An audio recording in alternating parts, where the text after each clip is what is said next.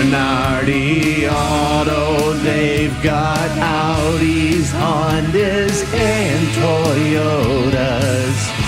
They are the ones who sponsor who Mazz thinks is a fraud and who's for real.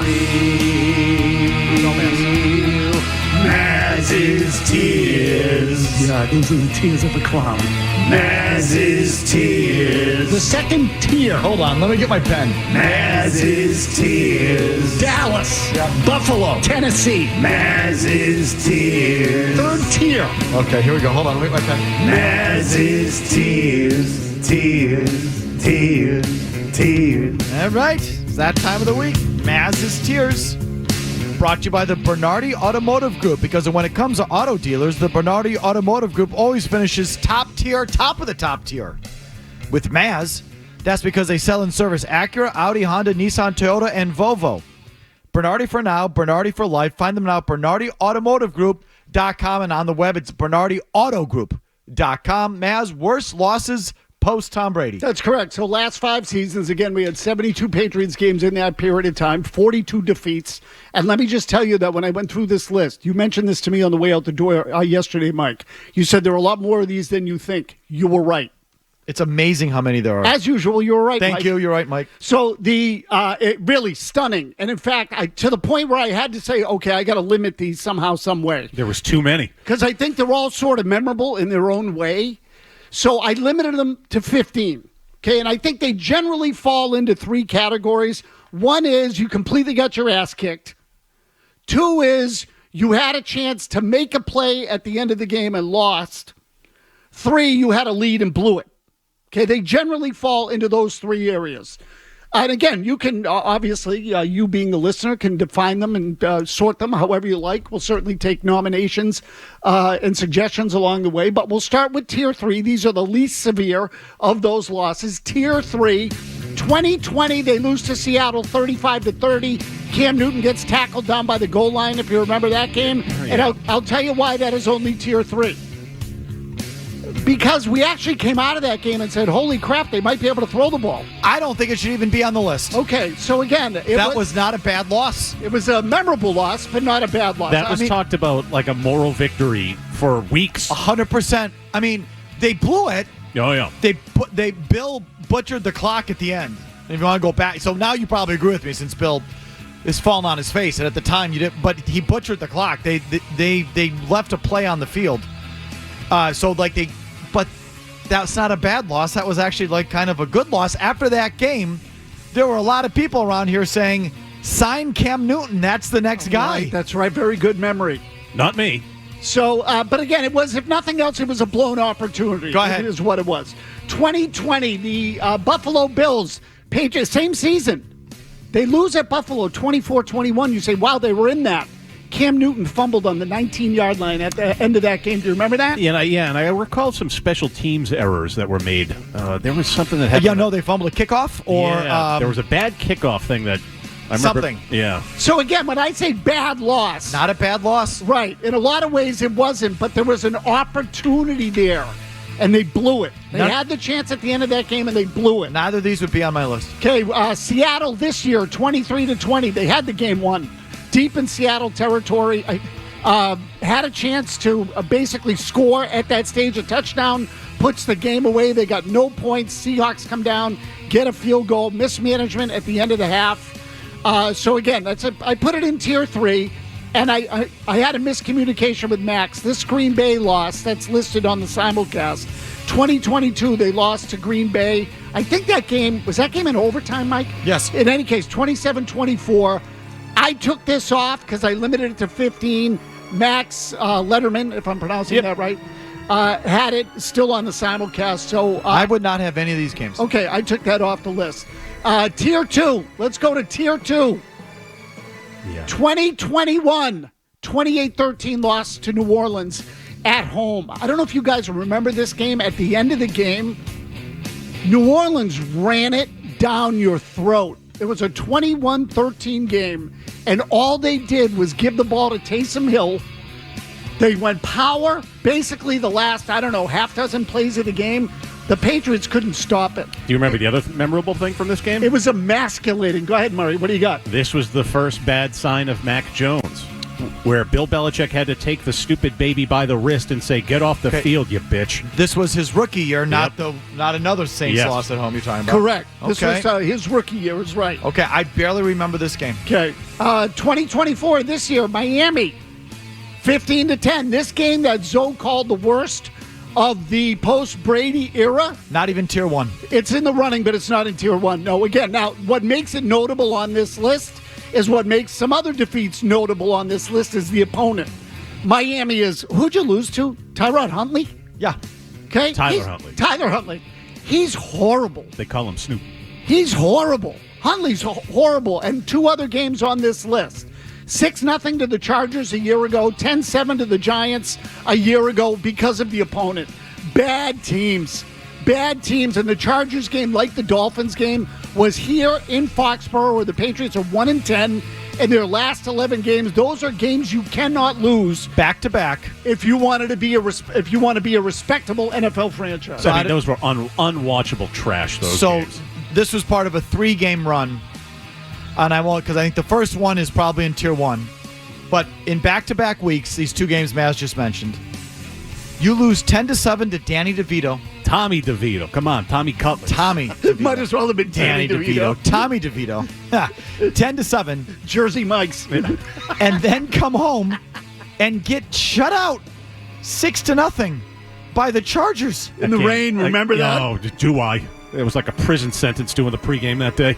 Okay, and what was there one more game on tier 2? It was a Buffalo game, but again, it was another one that I took off the list. Which one? Do you remember the 24-10 game here on Thursday night? Yes. Where Buffalo minimized, the final score was only 24-10. Yes. Buffalo held the ball for 40 minutes and shoved it down your throat for all 40.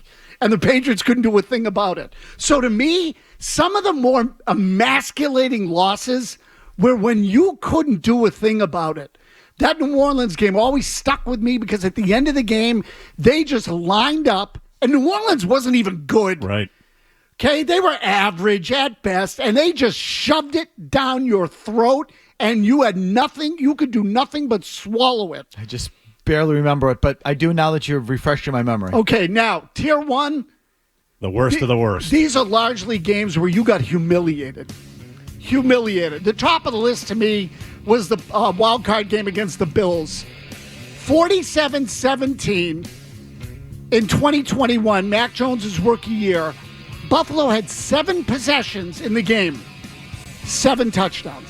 That was such a hillbilly wiping that night. It wasn't even close. It was one of the great ass kickings of all time, and the score doesn't do it justice. Buffalo could have won that game 60-0. You got annihilated in that game. On national TV in the playoffs. Okay, 2020, another Bills game. They lost at home 38-9. I believe this was also a Thursday night game, maybe a Sunday night game. It was a Monday night game. I'm glad you put this on the list. It's on my list, and you know why?